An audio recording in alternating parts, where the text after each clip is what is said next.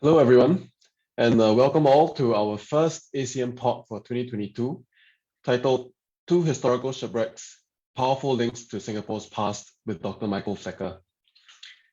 The ACM Talks series brings leading scholars in conversation with curators at ACM to explore our core curatorial themes, maritime trade, faith and belief, and materials and design. And I'd just like to thank the Chris Foundation again for their generous support of this webinar series. We are recording today's session, and it will be available on our ACM Facebook page afterwards. My name is Conan Cheong. I'm a curator at the ACM, and I will be your host for this online event. Our program this evening is as follows. We will first have Dr. Michael Flecker, who will speak for 30 minutes. I will then invite Professor John Miksic to respond to Dr. Flecker's lecture. And finally, Mr. Michael Ng will join us all for a 30-minute discussion. At this point, we will take some questions from the audience, so please feel free to type any questions you have in the Q&A chat box at the bottom of the screen at any point during the program, and we will get to them later. So without further ado, let's begin. We are very fortunate to have as our speaker for this evening, Dr. Michael Flecker, who has overseen some of the most important shipwreck excavations in Asia over the past 30 years. They include the 9th century Belitung or Tang shipwreck, the 12th century Flying Fish, 13th century Java Sea, 14th century Temasek, 15th century Bakau, circa 1608 Bin Tuan, circa 1690 Vang Tao, and the 1796 Shah Muncha. And he'll be talking about the Temasek and Shah Muncha tonight. He earned his PhD at the National University of Singapore based on the 10th century in Tanrak.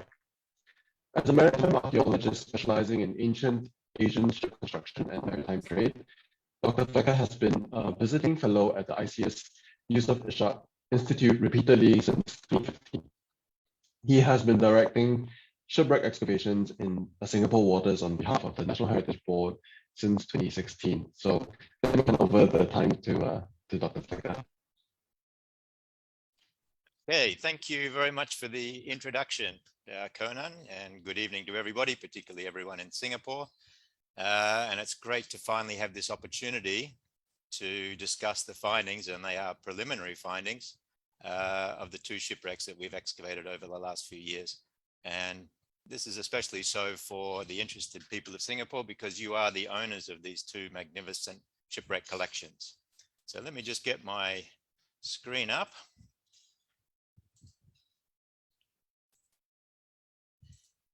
I'm assuming that everything is there. Is that showing everybody? Okay, good.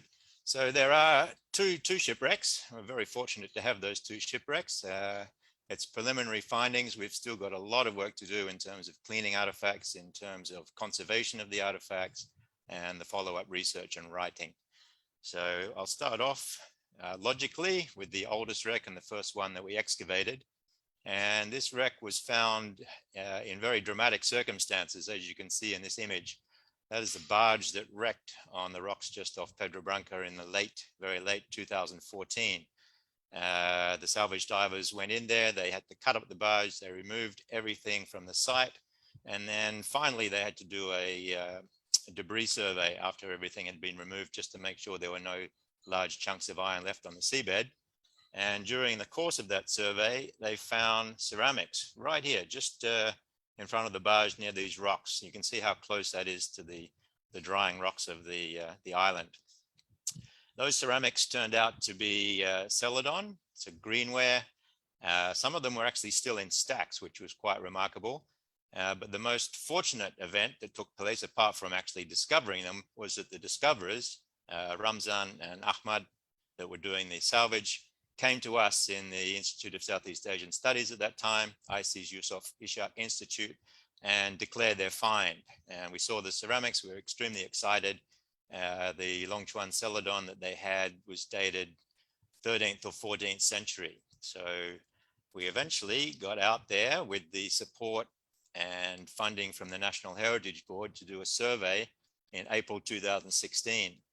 And the survey was very exciting. There was some doubt whether there was a full shipwreck there. It could have been just jettison cargo, but as it turned out, there was a carpet of ceramics, all shards, which is not unexpected for a 700-year-old wreck in a high energy environment. So we got the go ahead to do a full excavation, and that excavation took us many years. We weren't in a great rush. We did 1 week at a time because we could only work during very low currents, which is during the neap tides.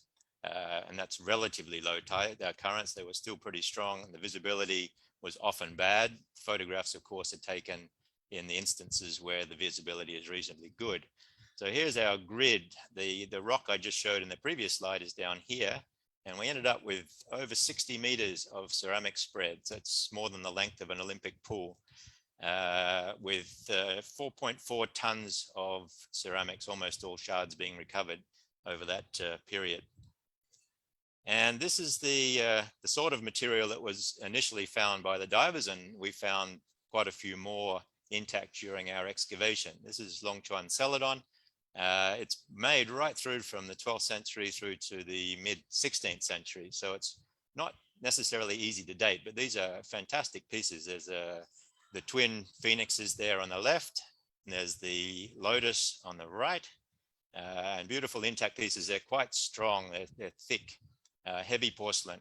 On the left, there's chrysanthemum, and on the right, the peony. So these are all the classic floral decorations that are typical on ceramics of that period of around the Yuan dynasty. So they were exciting, but when we saw this, we got a lot more excited. This is Yuan dynasty blue and white porcelain. This is very rare. And we were finding this right from the beginning. We started finding some in the survey. There was no indication on the first discovery, so this was fantastic to find this.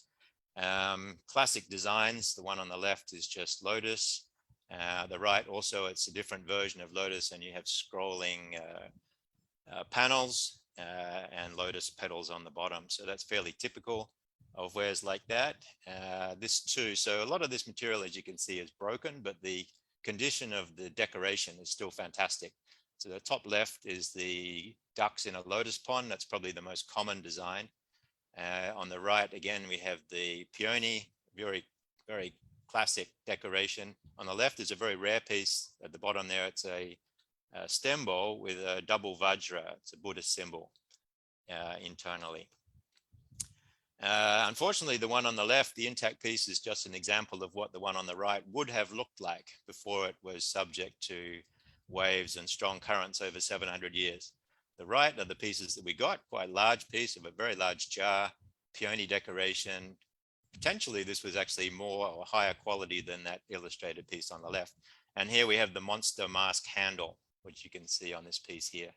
So these are really superb pieces that were being shipped out along with the Long Chuan Celadon. There was also some Qingbai ware, some mostly from Jingdezhen, also some from kilns in Fujian, and there was also some whiteware, but very small quantities. So this one, not everything was broken.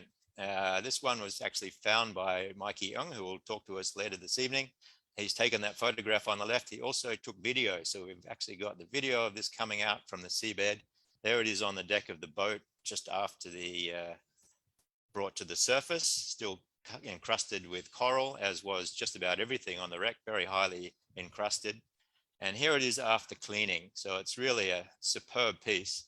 And we've looked into it, we've done research, and as far as we can ascertain, this is the only example in the world of an intact hookah base. And there is an example of how it was used. That's an Indian Raja in the late 17th century, relaxing and smoking on his porcelain hookah. So it's got that stand. Our one's got a stand on the bottom, but quite often they were cushioned in a purpose-built cushion so that they were more stable.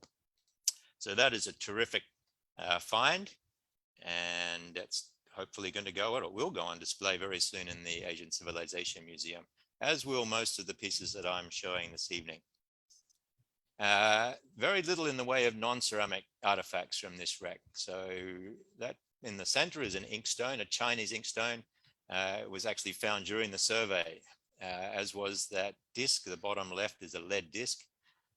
Top right is a very small piece of gold leaf, and that's been found.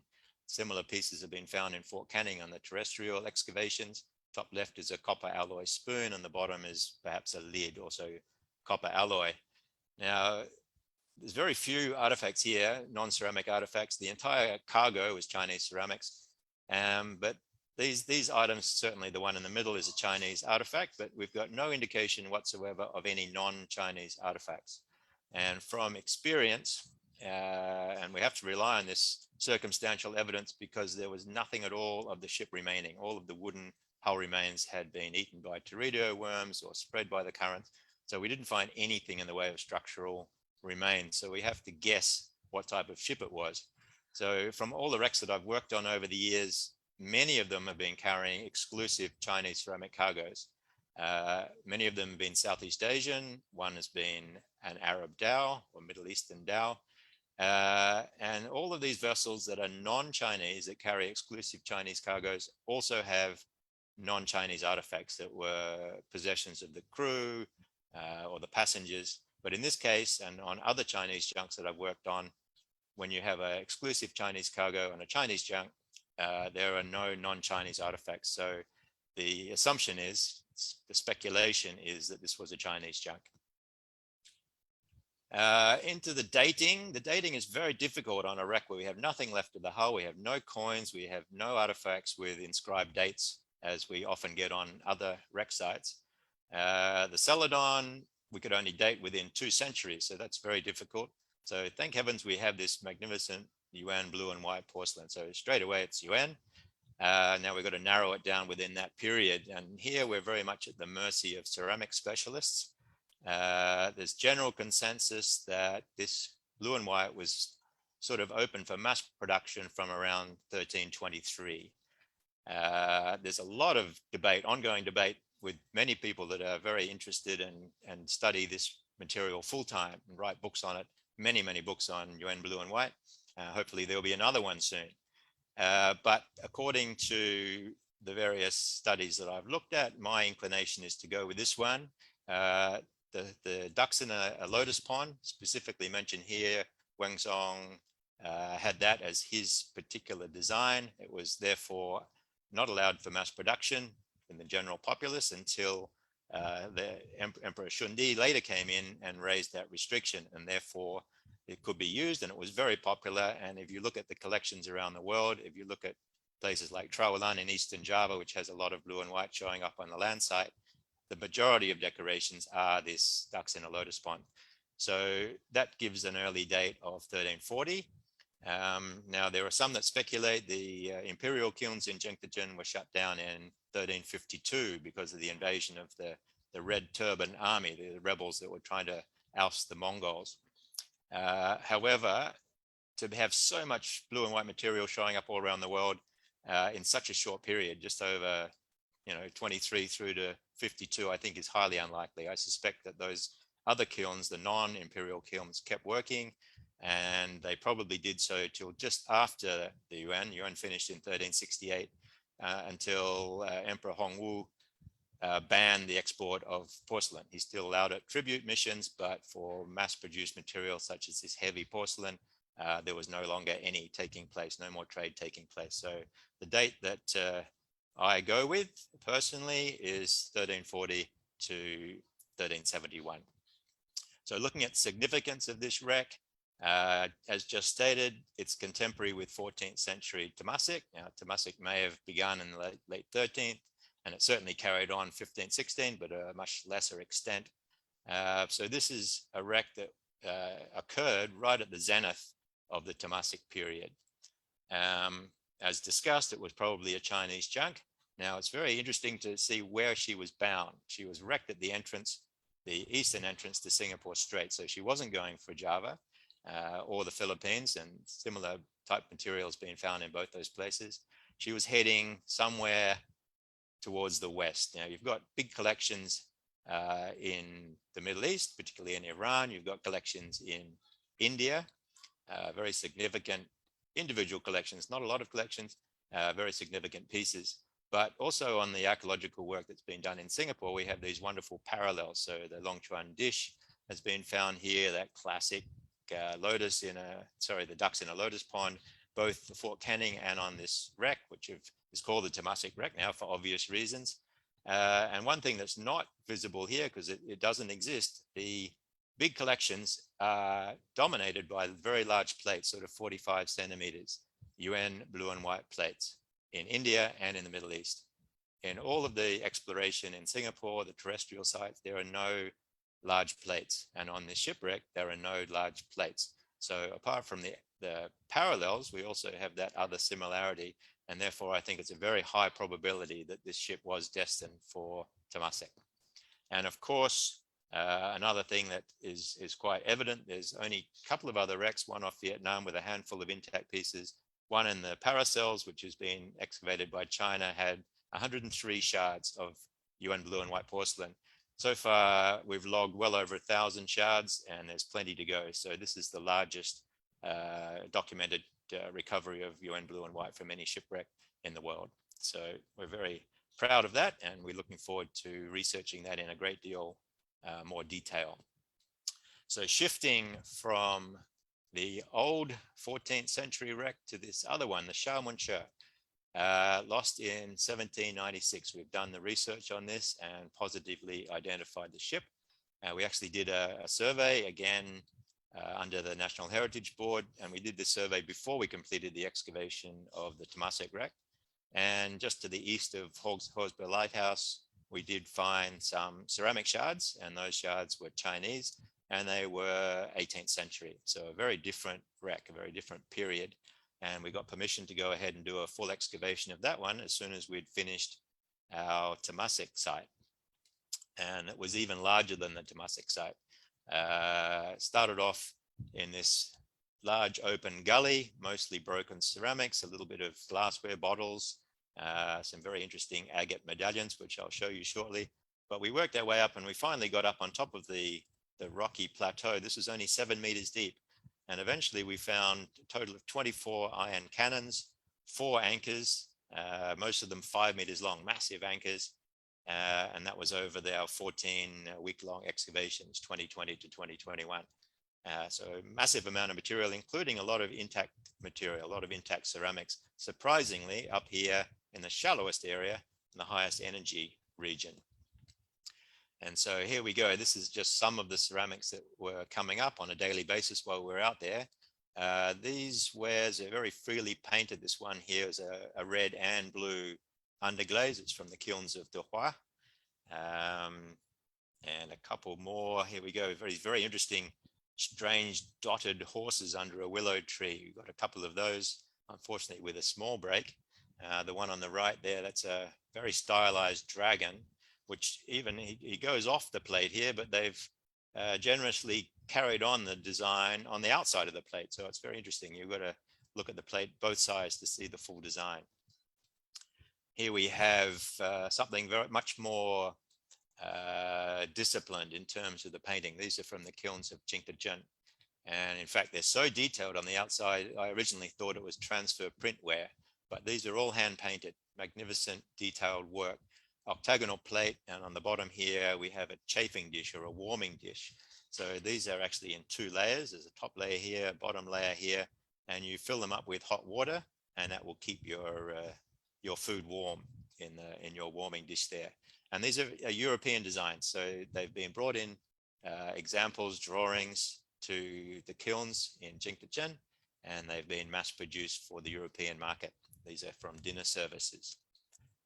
This is a small bowl, very much a Chinese bowl, could have been used by any market in Asia, Southeast Asia, or sent to Europe as well. It's got a sinuous dragon in the middle, and it's translucent, this rice grain design on the side there. You can sort of see through that, and that's the base of the bowl on the right. So very high quality material, and very surprising to find that intact in this high energy environment. These are just a variety of the small cups, wine cups or teacups, and the different types. So this one's blue and white, but it's not only blue and white. It's got enamel overglaze, in this case, gold overglaze.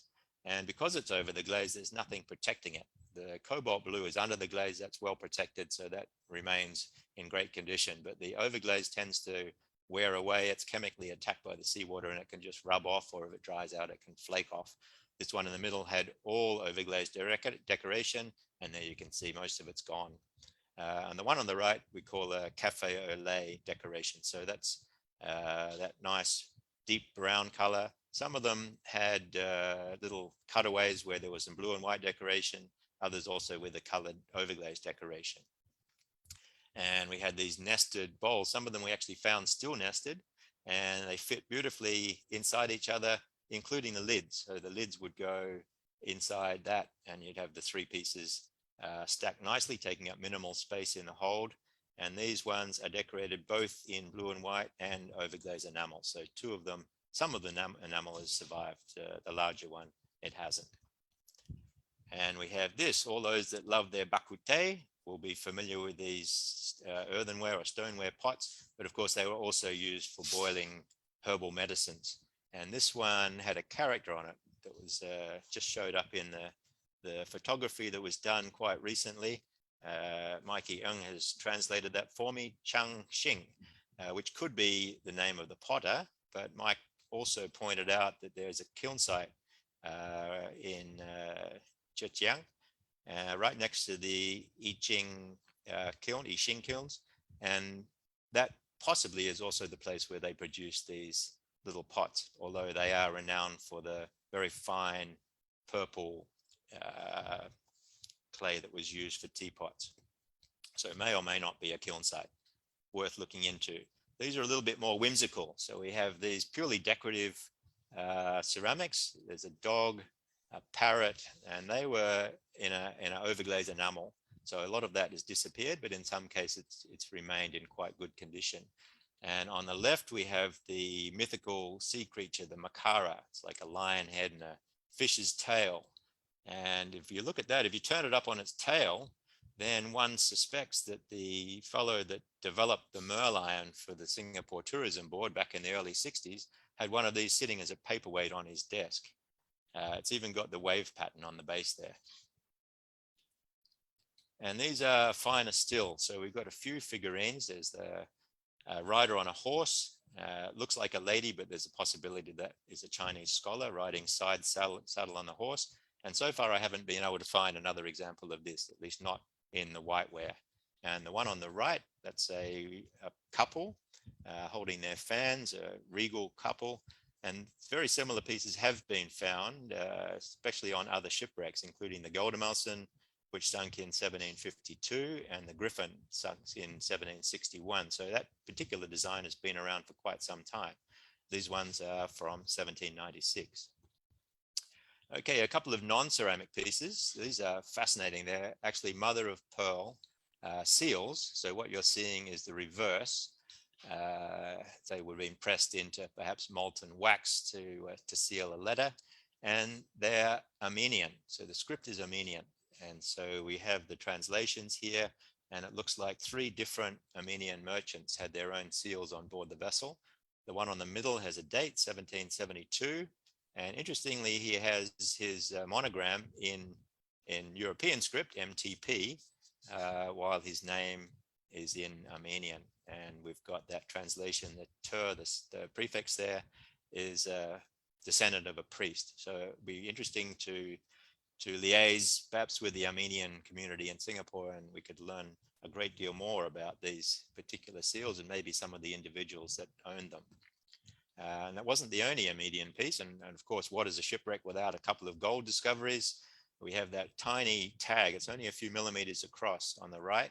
And those are Armenian characters KY. And on the left is a earring, a gold earring. And they're the only gold pieces we found, but it's really nice to get them. They don't suffer any degradation after hundreds of years on the seabed. These ones have also been very well protected, and probably because a large part of the cargo was zinc. Zinc ingots were sent from China.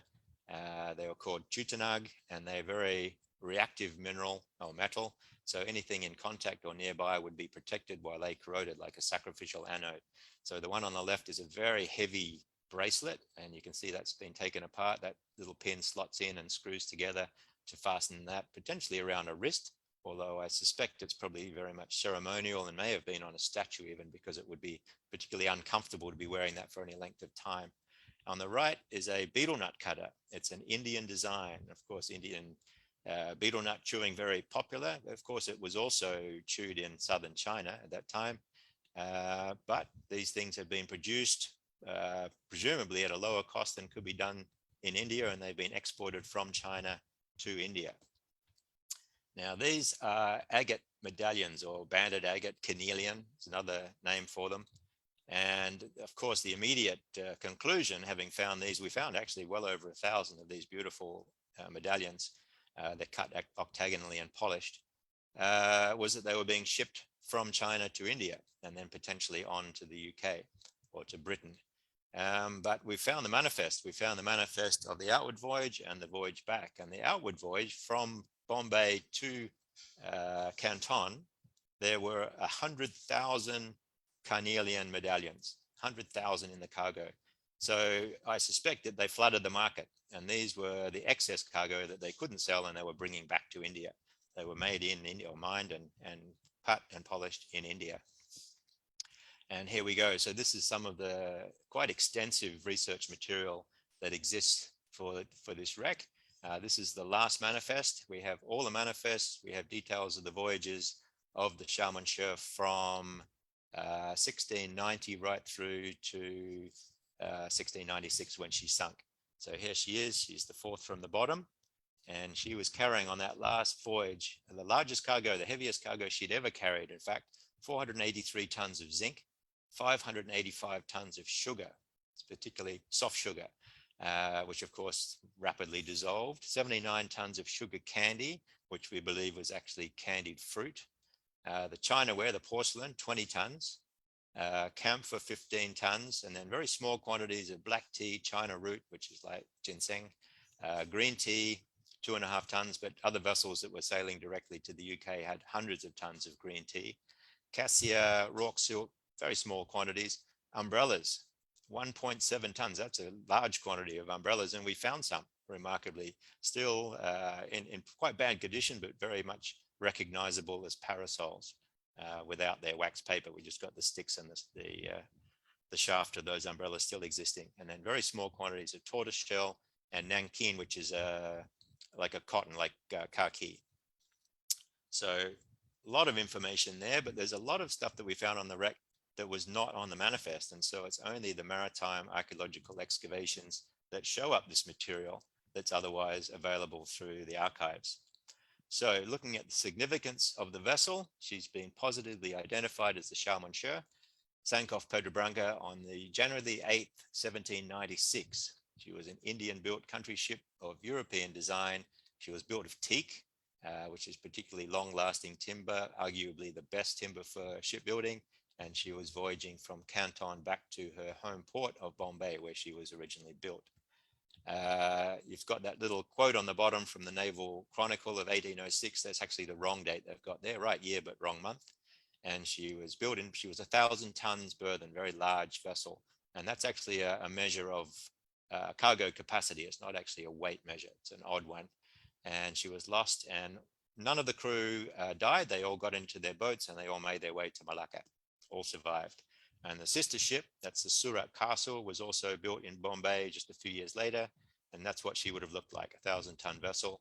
And that's one of the anchors on the right. That's actually the smallest anchor of the four that we had on the wreck site. And more material, more significance, the cargo on board would have been typical, going to the onward voyage to Britain. Same range of trade goods would have been transshipped in Singapore, which came into being again in 1819. So it was only 23 years after this ship was lost. And so this type of ship would have been typical of the vessels trading with early Singapore. She provides the archaeological record of a late 18th century cargo ship from China to India. So a lot of these non-ceramic type objects, and there's many more. I've just shown a very small sample. There's many, many types that we're going to look into and publish again later. And then of course, these goods would also have been purchased by the local population, significantly augmenting our record of early 19th century material culture in early Singapore. So we have, as I say, this is very much a preliminary investigation. And as it would happen, the preliminary report was actually published yesterday. So that's got quite a lot of information. It's published by the Temasek Research Center at the ISIS Yusuf Ishak Institute, and you can get that on their website. So there's a lot of material there, and I look very much to publishing more on both of these wrecks in the not too distant future. Okay, thank you very much.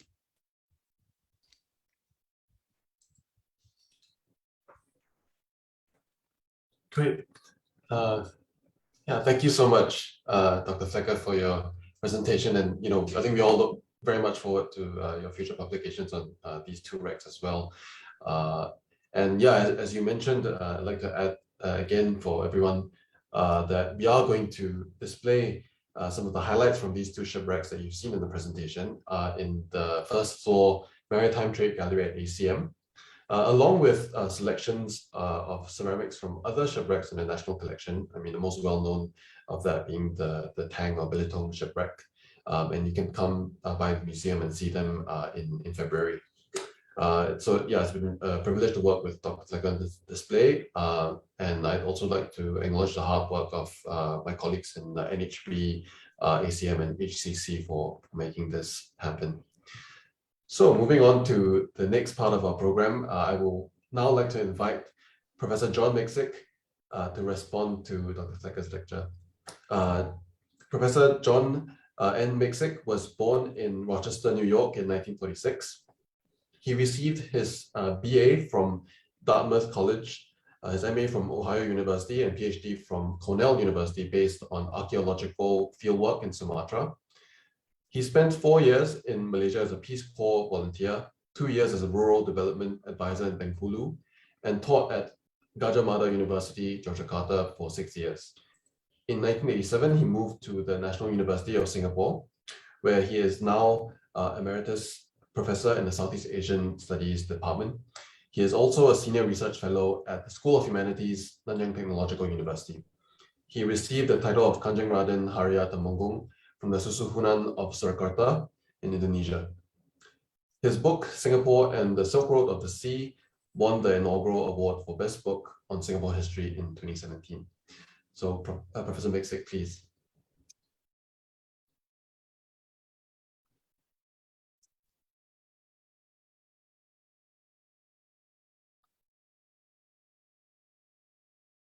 Thank you very much, Conan. It's a great pleasure to be here today and have a chance to respond to Dr. Flecker's discoveries. I've been working in Singapore for more than a quarter of a century, and for much of that period, I despaired that there would ever be a chance to compare what we found on land here with what was undoubtedly being transported through the waters just off Singapore's coast. So this is like a very unexpected dream come true to have suddenly not just one, but two of these shipwrecks to look at and to enjoy. So I've been working on the land-based sites since 1984. We hardly ever find anything intact on land. Almost everything is broken. So one of the nice things about having a shipwreck is that you can hope to find a lot of intact items to compare with our broken pieces. We worked mainly in the Fort Canning and Padang and Singapore River areas. These are our sites we've worked on. Now, Singapore was inhabited as long as 4,000 years ago. And the northwest region of Singapore has already yielded stone tools going back to the Neolithic period. No excavations have ever been carried out there, although there was one excavation up on the opposite coast of what's now the south coast of Johor at the Dan Chong Karang site. So Singapore has a long history of occupation.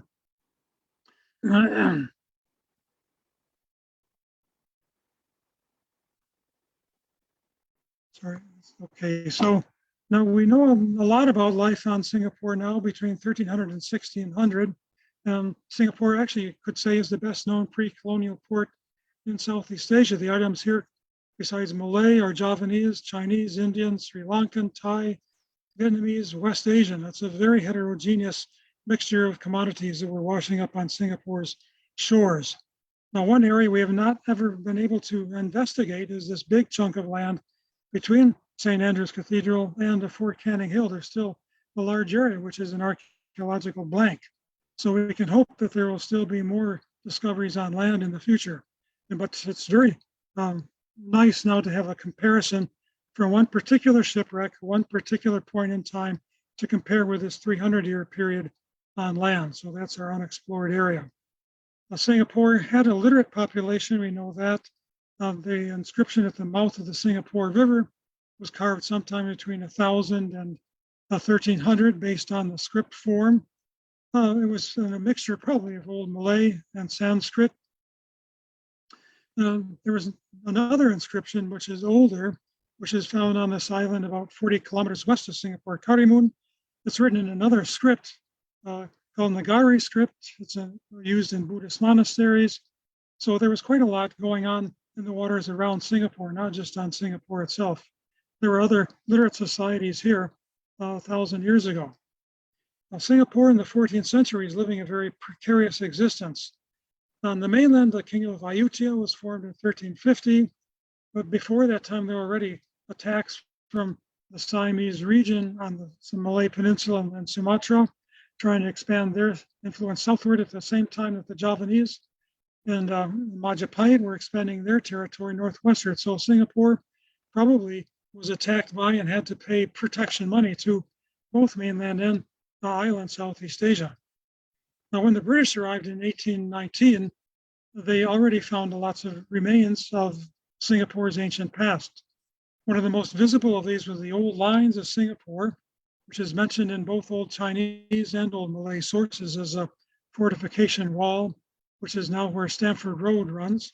Singapore is mentioned as a territory, a Jajahan of Majapahit in the 14th century. So Singapore was in fact well known to the Javanese of this period.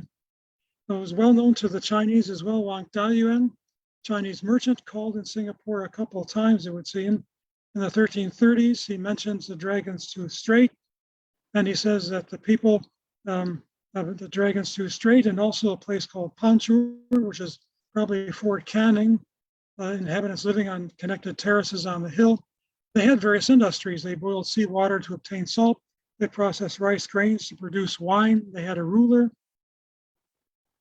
So back in the early 17th century, when the Malay Annals was written up here, up the Johor River, Singapore was seen as the first great Malay trading port, according to the Malay Annals.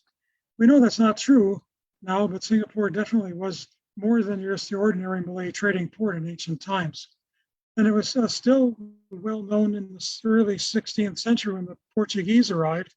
The Portuguese actually began to explore Singapore in the 16th century. They mentioned various places, including Shabandaria, which is a Portuguese version of the Persian word adopted into Malay, showing how cosmopolitan everything was for harbor master. So there was still harbor master in Singapore in the early 16th century. So Raffles was aware of these various kinds of sources about Singapore when he arrived. These are a couple of the old dioramas that used to grace the National Museum. Raffles arriving, brought here by Singapore's image in the Malay Annals. And at the bottom, we see John Crawford, the second resident of Singapore, exploring Fort Canning, or the Forbidden Hill as it was known at the time, and finding brick ruins on the hill. So excavations, we excavated beginning in 1984, and we've done a lot of work on Fort Canning because it's a park that has been very friendly and propitious for archaeological research.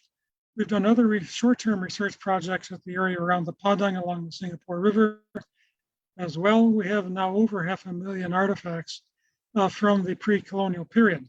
2019 for the bicentennial, the Fort Canning archaeological site was spiffed up, became the Artisan's Garden. You can still go and see the operational archaeological site, which is only half finished up there. Other sites include Parliament House Complex. Of course, that site is now completely obliterated by the development of the underground car park and the Parliament House. The Asian Civilisations Museum building itself, between the museum and the river, was a very fertile site. The Singapore Cricket Club, and it was interesting when we excavated there to find this white sandy layer beneath the Padang, this beautiful white sugary-like sand was probably mentioned in the Malay Annals as the attribute which actually encouraged the mythical first ruler of Singapore, Sri Buana, to come here. Turns out it was not purely a myth. There is actually a white sandy beach underneath the Padang.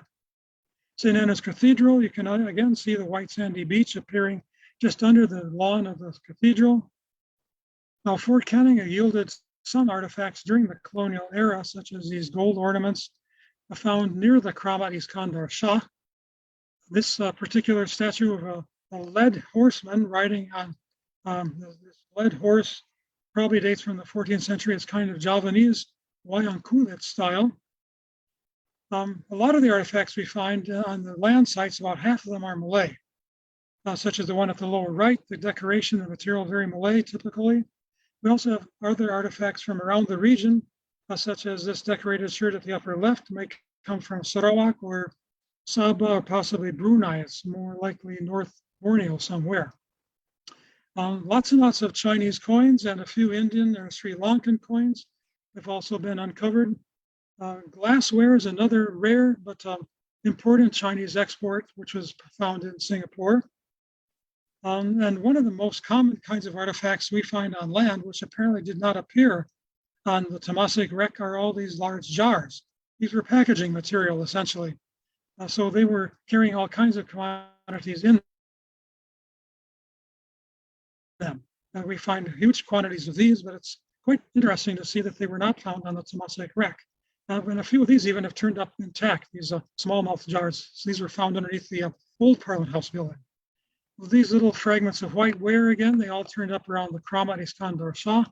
They were probably remains of a Chinese ceramic pillow, very high quality, very unusual types of sophisticated objects, a very large incense burner, and there's an intact version taken out of another book.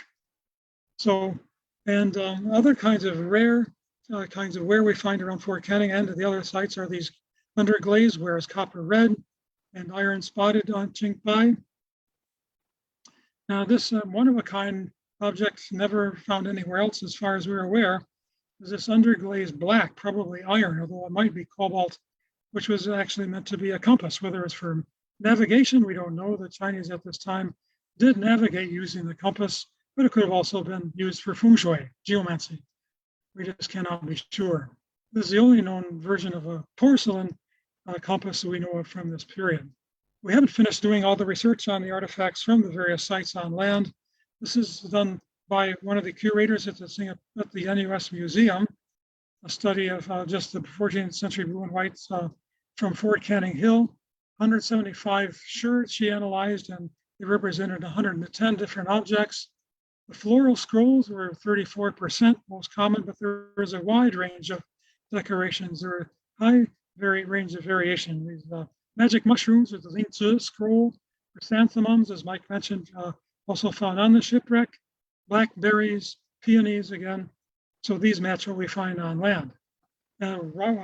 Wine cups that could have been made for drinking the locally made brew, which Wang Dayuan said was found here. These are a couple fragments, one from the Parliament House site and one from Fort Canning itself. These are in the Asian Civilisations Museum shard handling collection.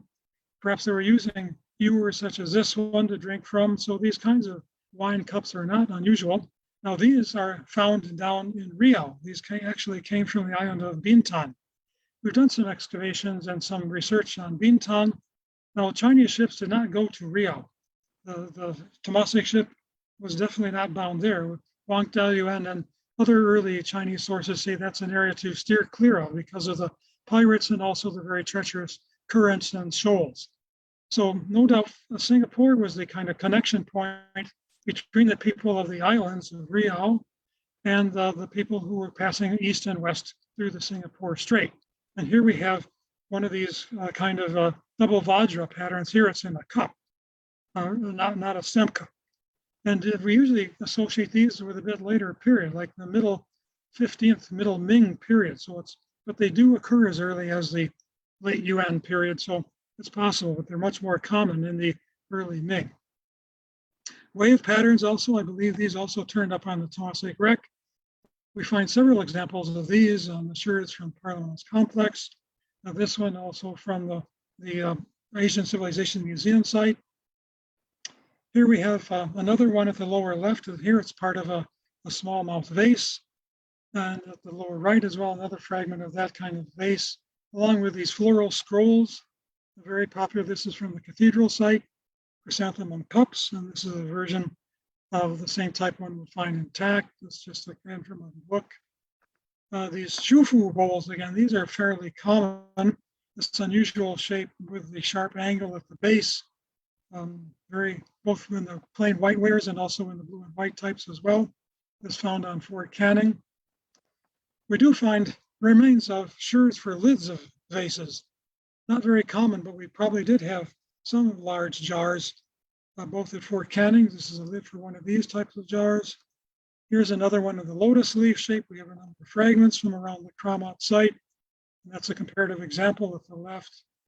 Small guan jars more common. Here a fragment of a base and a fragment of a lid. Again, with a comparative example of what an intact version would have looked like. These from Empress Place, so the Asian Civilisations Museum area.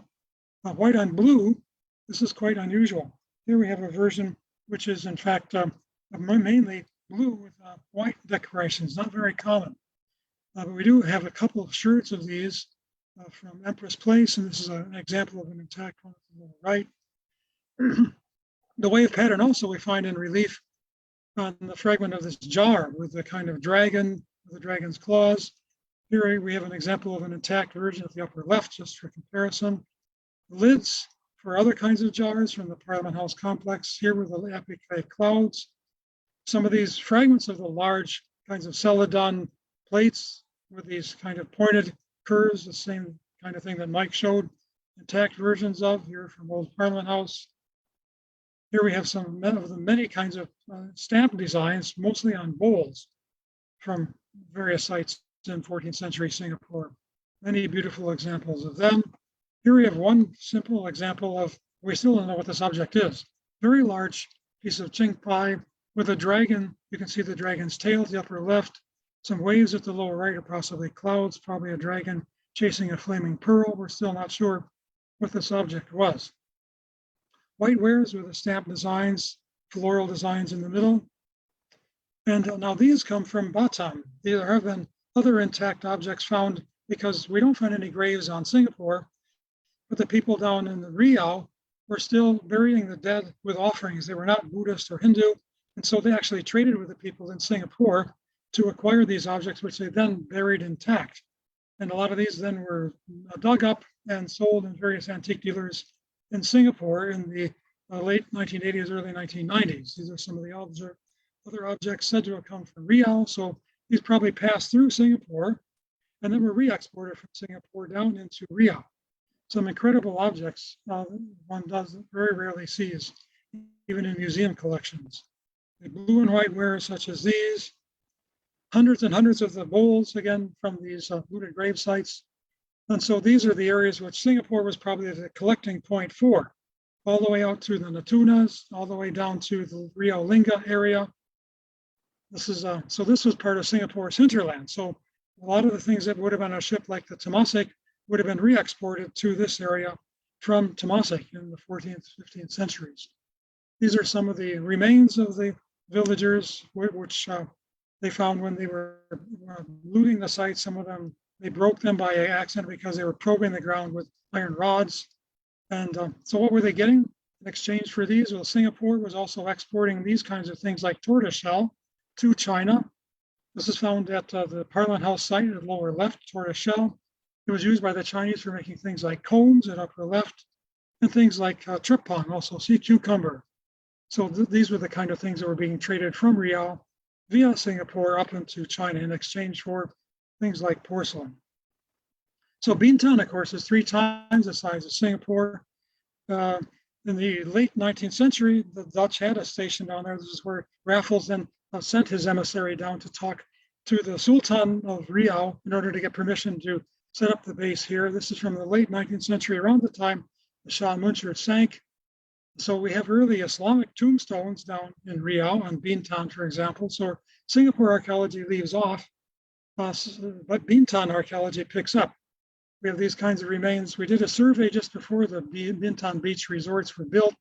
The North Shore, we find abundant remains of these 15th century artifacts on the North Shore. Another, that's the kind of double vajra we mentioned. There still remains from the 17th, 18th centuries, Kota Lama, up the Riau River, people were still going and dredging along the Riau River, such as here, coming up with all kinds of things very similar to what was found on the Shamuncher. So that ship may have been going to Bombay, but there are similar artifacts also being dropped off here and there in the Riau area. This is Kota Piring, as that's often known because there are so many broken pieces of pottery there. But it also had the very nice Sanskrit name of Pulau Biram Dewa, late 18th century, around just before the period of the Shamuncher. You can see very similar types of plates also were finding their way down into Bintan at this time.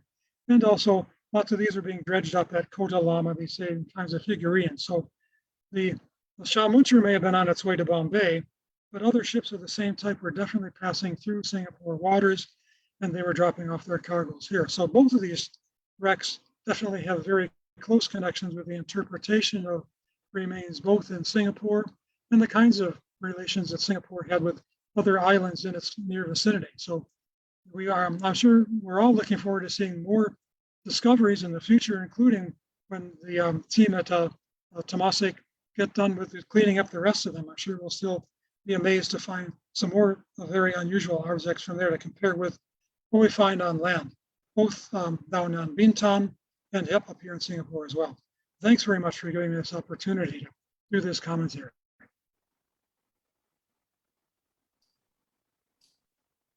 I'll turn the gavel back over to Conan. Thank you, John. Yeah, if you could perhaps just stop sharing. Yeah, thanks so much. So thank you for the response, Professor Miksic. And we now go into discussion, which is our last component of this evening. And again, I welcome our audience members to type in your questions in the Q&A chat box at the bottom of your screen, and we will get to them during the discussion. But first, let me introduce our third speaker of the evening who will join us for this discussion. Mr. Michael Ng, who has been involved in both terrestrial and underwater archaeological projects in Singapore, Indonesia, Cambodia, Myanmar, Thailand, Australia, and Jordan since 2009. And of course, this includes the excavation of the Temasek and Shamuncher, working very closely with Dr. Flecker. And I believe also you were involved in the Empress Place excavation in 2015. So in 2014, he joined the archaeological unit at ICS Yusof Ishak Institute as a research officer, and has also been involved in the NSC Archaeological Field School as field instructor and project manager from 2015 to 2018. Apart from participating in fieldwork, Michael organizes archaeology outreach programs for educational institutes in Singapore. Michael's research interests include Southeast Asian archaeology and history, in particular maritime and coastal archaeology, military history and archaeology, public archaeology, trade ceramics, and mollusk ecofacts. Currently, he is pursuing a master's degree with the Flinders University Maritime Archaeology program. So, Mikey, can I just invite you to perhaps say a few words about yourself and your research, and perhaps your experiences working with Dr. Flecker on the excavation of these two wrecks? Yeah, hello everyone. Thank you for joining us on this lecture. I think Prof Miksic as well as Dr. Michael Flecker has already given a lot of information on the shipwrecks. So largely this is one of the best experiences I ever had, and then also it's one of the experiences that I use for my own personal upbringing in terms of my education in maritime archaeology as well. So there are a lot of things that I had to learn on the job. I was thankful that Dr. Flecker did, impart some of his wisdom to me, when we are excavating. And there is actually a huge amount of information coming out from these two shipwrecks, trade-wise, as well as ship construction, even the cargo, how it's stowed. And yeah, in particular, actually, there's also more information on the other types of cargo apart from ceramics. So yeah, I think there's still a long way to go, and I'm hoping that I'm using this chance that while I'm studying in for my master's, I am actually working on a thesis on the 18th century on the Shamuncher itself, and hoping to gain more knowledge on the ship construction as well as the cargo storage patterns existing on the shipwreck. Yeah, that's about it. Great, thank you, Mikey, for that introduction. And Yeah, if I can invite Professor Miksic and Dr. Flecker to also turn on your cameras, we will go into the discussion part of the today's program.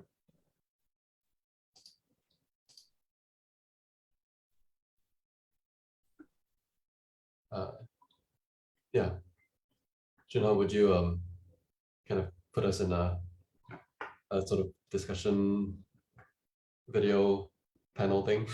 Sorry, I don't know how to. We are in gallery mode now. Oh, we are. Okay, sorry, because I'm just still looking at. Yeah, great. Gallery mode. So yeah, so thank you all for your really interesting presentations.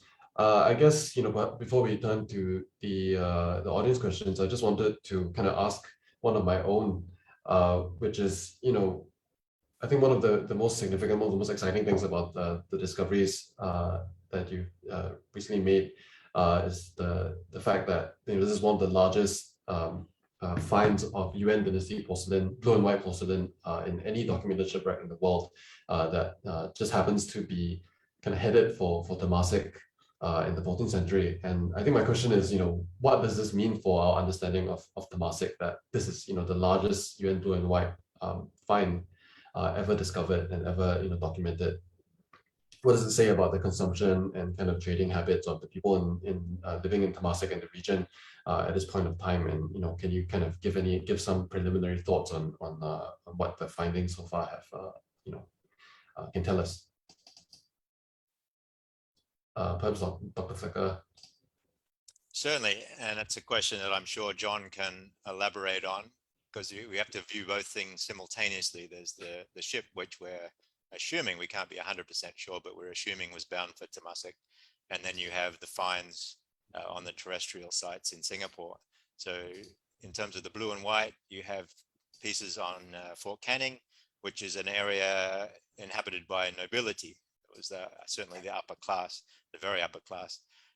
John said there's that area that hasn't been excavated yet, but we also have many areas down near Singapore River where a lot of material is being found. The Empress Place site, a lot of material is being found.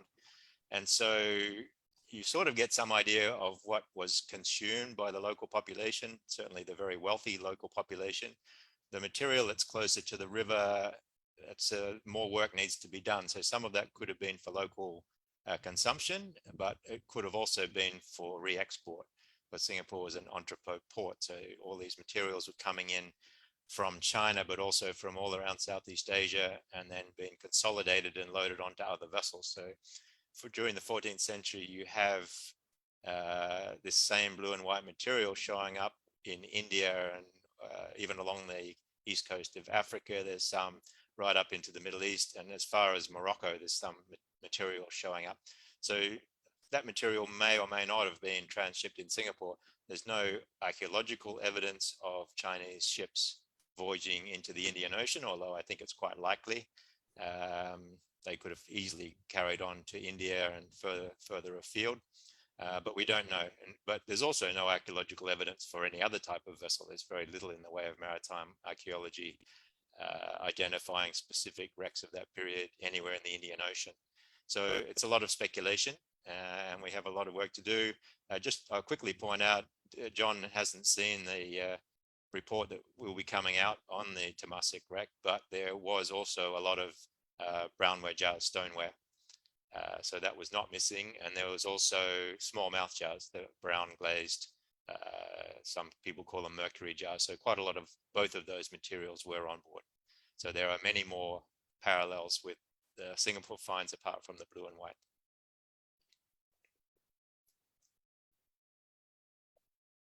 Thanks very much, Mike, for that answer. John, do you have anything to add or on that?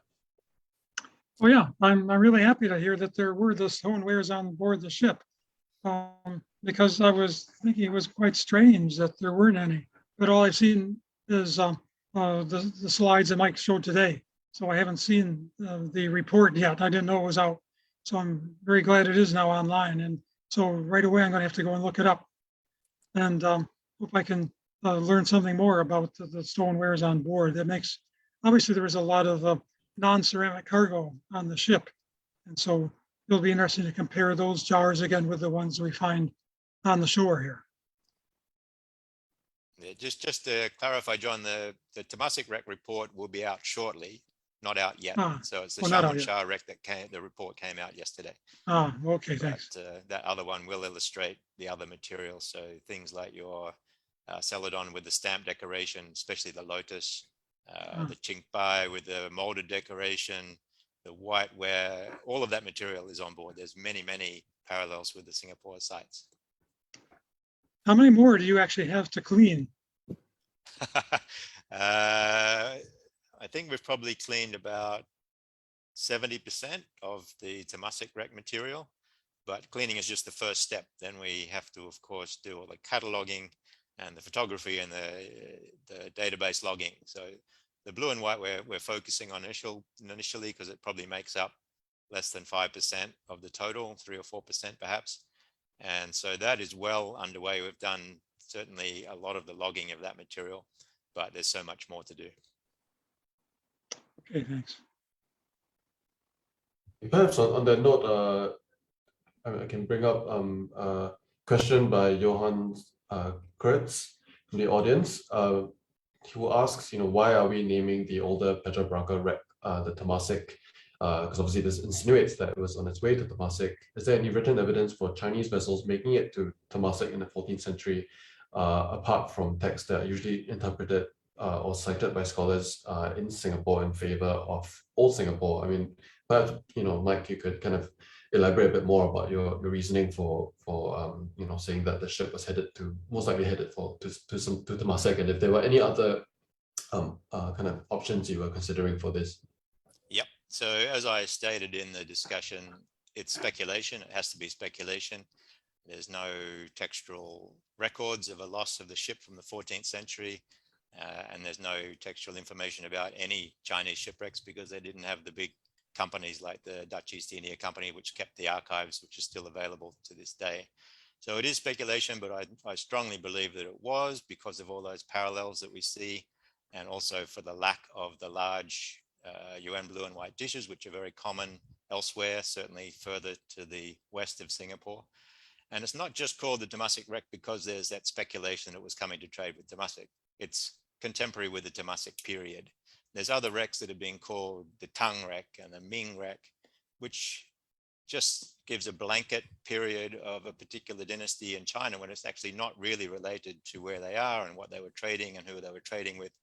I think the fact that it's just it's in Singapore territorial waters, it's the Temasek period, it's carrying so many things that were relevant to that period in Singapore. So that's the reasoning behind it. Thank you. John, I mean, do you have an opinion on, the possible destination for this Temasek wreck, and, anything you can say from your experience with the terrestrial finds? Yes, we have not found such a site with this type of material further west in say, Sumatra or the Malay Peninsula.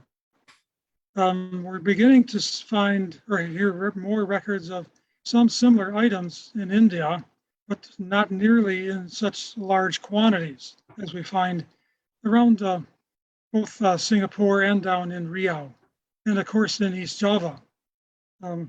There is that book that's published mainly in Japanese, unfortunately, about the blue and white wares found in East Java. That I wrote a little English introduction to, but it's mainly in Japanese. And that's, like, as far as I know, the largest quantity of blue and white wares down in Java. But as Mike said, the ship found in Singapore waters was most certainly not going that way, because it would have gone a lot further east. It would have been heading down just off the west coast of Borneo.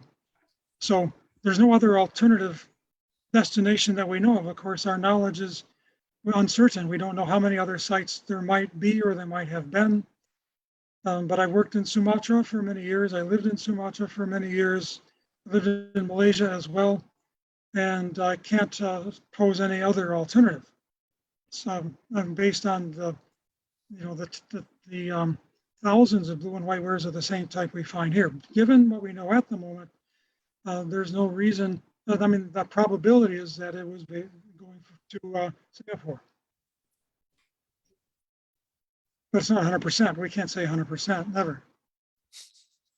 Yeah, thanks very much, John. Yeah, I think there's definitely with these kinds of materials, we can't ever be 100% certain. Sorry, Mike, were you going to add something to I that was. I interrupting? didn't address the question of a Chinese junk being bound for Singapore as opposed to any vessel being bound for Singapore. Well, Chinese junks were quite late on the scene. Southeast Asian lash lug ships were going. We've got archaeological evidence from the 3rd century to the late 13th, early 14th century. Arab dhows, no doubt. Indian vessels, no doubt. But the Chinese junks were around sort of 11th, 12th century. You've got the Nanhai Wan vessel, 12th century, huge ship full of iron and Chinese ceramics. So there's absolutely no doubt that they were there. You got Cheng He, early 15th century, with these huge fleets going all across to the eastern coast of Africa. I have no doubt that Chinese ships were coming down to trade with Temasek.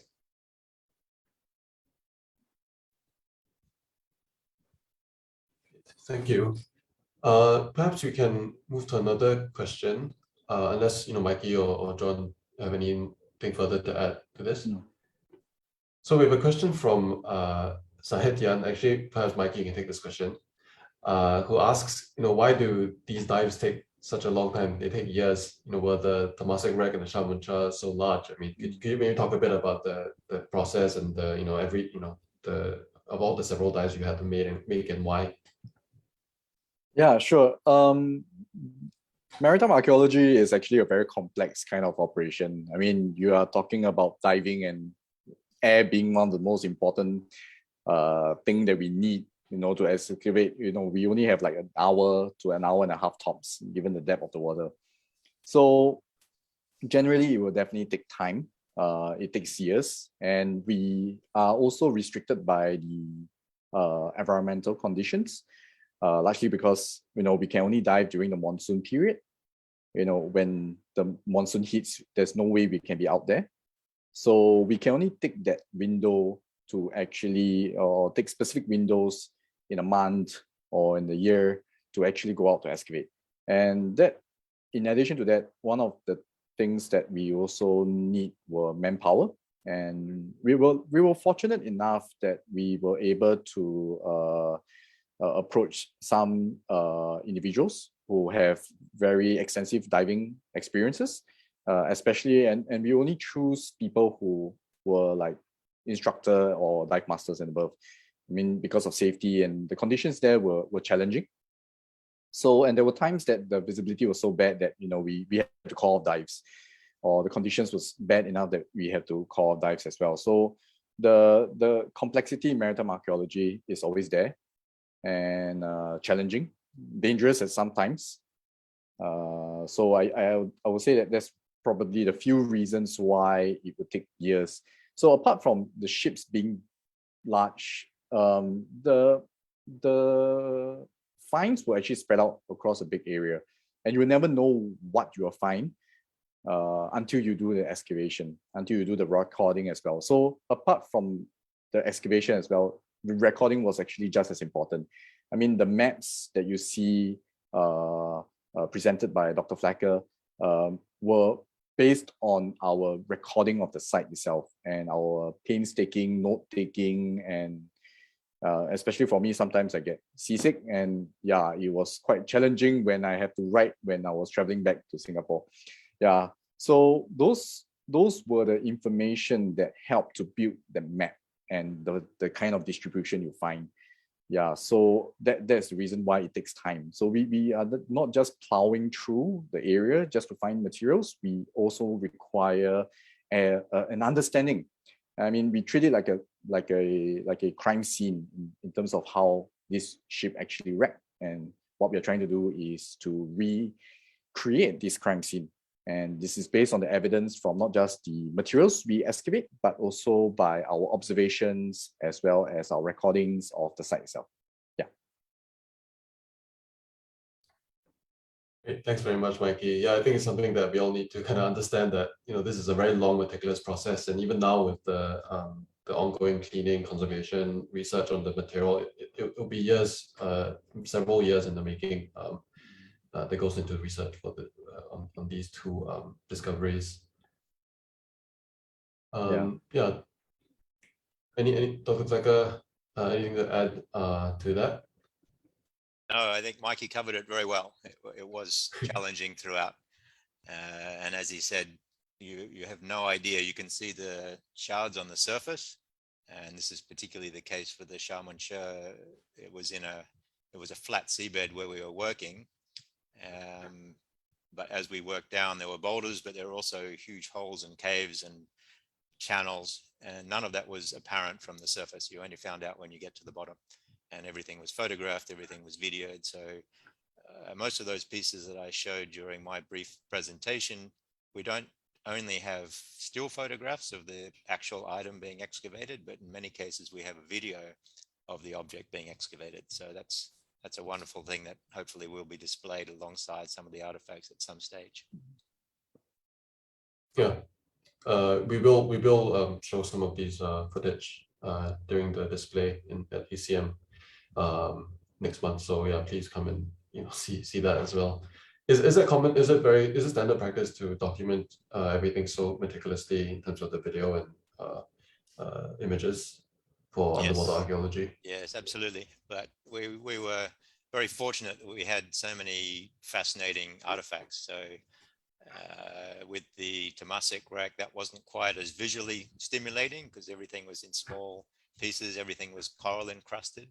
Whereas the Shaman-Shur, every dive, we'd essentially come up with something we'd never seen before. So we each had the GoPro camera there. So as soon as something began to be exposed, then we got that running. So we have a fantastic record. It's actually going to be a challenge to inventory all of our videos and make good use of it. Yeah, for sure. Okay, maybe we can move back to some questions on the cargo itself, the finds.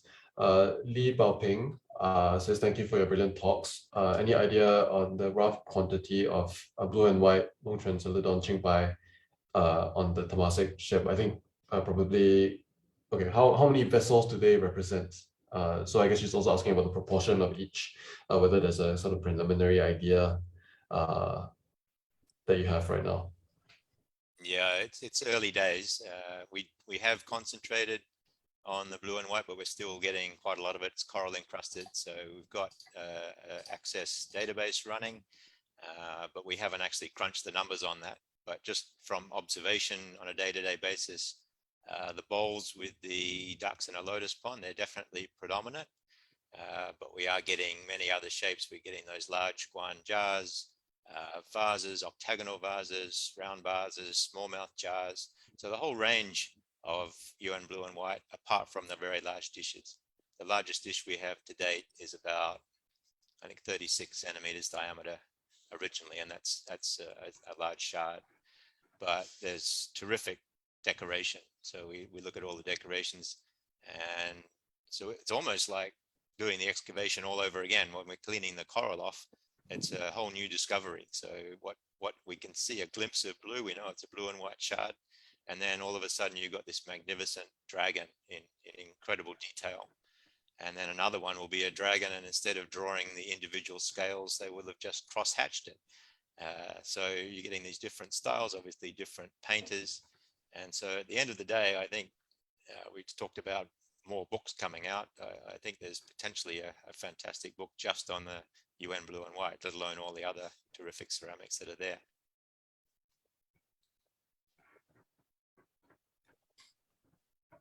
Okay, maybe we can move to the Shaman-Shur. We have a number of questions on what it was carrying. So Yunho Chana asks, why was it carrying so much zinc? What was the use of zinc back in the 1700s, 1800s? And there's another one on any glass found in either wrecks. And I guess for John as well, if you can have any insight on the use of zinc in possibly in Temasek and the region, based on the terrestrial finds, I guess you can chime in on that as well. But yeah, Mike, do you want to take the question first? Yeah, the zinc, 400 and something tons of zinc there. Not uncommon, actually. The zinc is very important as an alloy with copper to make bronze, or maybe brass, I can't remember. So that would have gone from China, where they had obviously a large zinc mining capacity, to India, where they probably had their own copper mines, and they would alloy those for brass, and bronze were the most important metals of the period. So there's no real question about the zinc, and that was carried on for years. There's a lot of documentation, and all this documentation, it's coming from the East India Company archives, which is available online at a price, unfortunately, but it's all available in huge detail. And you can see the different orders of Chutanag over the years. And there's a lot of discussion too on what it actually is. People aren't sure what the alloy is. So it's great to have these archaeological samples, and we've had some analysis done, and it's 99.8% zinc, I think, with a few impurities. Whereas there's other types of zinc alloy were also exported from China, sometimes zinc with lead, pewter was there. So this brings some clarity, having these samples that we can have analyzed. And getting on to the glass, on the Temasek wreck, there were a couple of glass beads, very small number of a dark blue glass bead, which I believe have also been found in Fort Canning, but no other sign of glass from the wreck period. There was contaminating material, other bottles from centuries later, but not from the wreck itself. On the Xiaomen, there was a lot of glass, some intact bottles, in fact, a beautiful, very long neck cognac bottle, some smaller bottles that have remnants of a cork or a solid cork still in there, so they still have contents. And we're hoping to do DNA analysis of the contents of some of those bottles. There's many shards of case bottles, so they were square, supposedly with gin inside them. So we've got the tops and the bases, the sides tend to be much more fragile. Beer bottles, wine bottles, so quite a few of those are intact, but otherwise there's many shards of glass from that. And glass beads were not on the in fact, they were on the manifest, but it wasn't included on the cargo of the Xiaomen in that written manifest. In actuality, we have thousands, if not hundreds of thousands, of glass beads on the site. And we've collected a big representative sample. It was impossible to get them all. They were just coming up in waves of glass beads as we were working through the sediment. So they're in blues and reds and greens, and even some that were deliberately made to imitate pearls. They got an opalescent type shade to them. And some of them are hollow, amazing. I don't know how they even made them. So we've got this great collection of glass beads to also to go with the rest of the collection. Mikey, I know you're kind of doing some research on the Xiaomen metal. Anything you want to chime in on at this point? Yeah, so the zinc is quite interesting as well. So regarding, I mean, I was just looking up for my research. Zinc, in terms of its usage, not only transpires all the way to from China all the way to the Europe. So in India itself, there's actually studies that were made on zinc. And it seems like even the importation of zinc actually caused the downfall of certain zinc mines in India, caused the closure of these zinc mines. And there's a type of ware that's called the bidri ware, which is actually a metal type of metal ware, which is actually made in Karnataka, that were datable to 18th century, and there are reports that says that it depended on zinc coming out from China. So there's a likely chance that this zinc that's found on these ships, and apart from Xiaomen, Dr. Flecker did highlight it to me before, and also in the book, The Diana Cargo, that there were zinc found on that shipwreck itself. So country ships seems to be also carrying zinc as part of their cargo in a lot of, probably during the 18th century. In terms of Europe itself, there are also some indications in terms of zinc used for paint. And of course, I think eventually, probably during the early 19th century, there was actually the use of mun steel, which also requires zinc. So in terms of zinc usage, I would say that during that period, it can be quite widespread. And given the kind of evidence that we see in India as well as in Europe, I think that's probably why zinc is being exported in large quantities out from China itself. Great, thanks, Mikey. John, do you have anything to add? Yeah, I just want to note that many of the other ships that Mike Flecker has worked on also had large quantities of various kinds of metal on board. It's quite typical to have lots and lots of iron and sometimes ingots of silver, all kinds of metal. So it's actually quite a common ingredient in the other cargoes from the pre-colonial period to find lots of metal on board. It's a major item of trade. China in particular mass produced lots of metal items, which were in high demand in Southeast Asia. Great, thank you. Okay, let's move on to, so we have a question from Sarah Ward, asking if, saying that, you know, from what has been presented at least, there's no evidence that the Temasek ship actually sunk. And because I think you mentioned that no ship's timbers or anything was located. So do you have anything to add to this? Did you find any ship fixtures or fittings that, you know, that might say that it wasn't just a kind of substantial artifact scatter? No, there was the initial fear that the few pieces that the divers found, the salvage divers, was some jettisoned cargo. So the ship ran aground, they threw some cargo out to lighten the ship, and then she floated off and sailed away. But this very extensive cargo, this 4.5 tons of ceramics that we've recovered, there was some evidence of iron as well. There are the non-ceramic artifacts. There's not a lot of them, but there are the artifacts there. So there's no way that that's jettisoned cargo. This is actually a ship that's gone down and over 700 years in an area which has got a lot of granitic bedrock. So there's almost no sediment covering. I think probably in some little hollow sections, we might have had a meter and a half of sediment, but over a lot of the area, it's probably 0.5 meter, and many areas it's just bare bedrock. So there's no protection for the hull timbers, and they'll just get eaten by the teredo worm, and the iron fastenings, which are typical of Chinese ship construction, would have just rusted away. And to compare with that, we know we have the Sharmonshire, which is only a couple of 100 meters away. That's a 1,000-ton vessel made of teak, very resilient. It's actually got oil within the teak, which is resilient and resistant to teredo worm attack. And we've found some very small sections of intact hull, very small, and a couple of intact timbers, some with some copper sheathing. The copper sheathing was there to protect them also from the teredo worm. So over 1,000-ton ship has virtually disappeared, then there's no mystery at all that the Temasek ship has disappeared. John, I see you have your hand up. Did you want to add to this? Yes, I had a question for Mike, actually, just connected with this hypothesis. Was there any patterning in the distribution of items? Like, was there a concentration of blue and whites in one particular area and green wares in another? Or is it just a random scatter? Can you see any pattern that might reflect the loading or the distribution of items in the cargo? Yeah, that's something we're definitely working towards.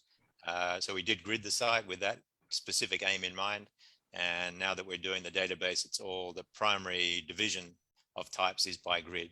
So we're getting all the blue and white. So we're beginning to get some sort of an idea of there's more of a concentration, but some of that concentration might be purely due to the bathymetry.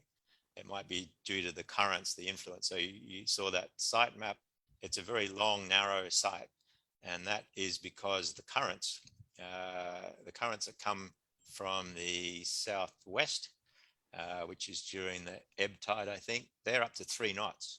And there's a rocky ridge there. So they just roar over that ridge and around that ridge. And that's what's caused a lot of the distribution there. So even though we're getting eventually analyze all the distribution by grid square, then I think a lot of it's going to be driven specifically by those conditions on site. But we're finding other things not directly related to distribution, but you would speculate why the wreck that struck the rocks has been dragged along the rocks from what we can see of the inshore distribution. And you're still getting intact pieces. Mikey's hooker base, for example, 50 meters away from the point of impact, are still intact. And we're getting large Celadon dishes also intact that distance away from the initial point of impact. So those things, I suspect they're not a result of the ship then shifting or breaking up and moving out there. I think possibly you've got storage like wooden barrels. So an important blue and white artifact may even have its own wooden barrel, which would easily roll out with the current and the surge from the waves. And eventually that would rot, or maybe the barrel would break apart and the object would be distributed there. And if the object managed to get wedged in between rocks, then it will survive intact or largely intact.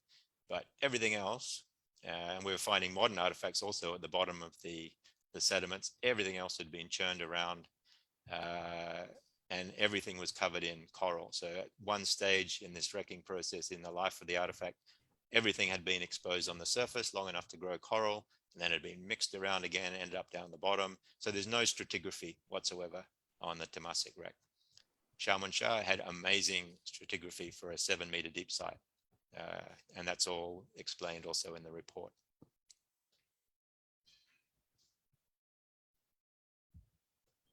John, did that answer the question? Do you have anything to Yes, add to that?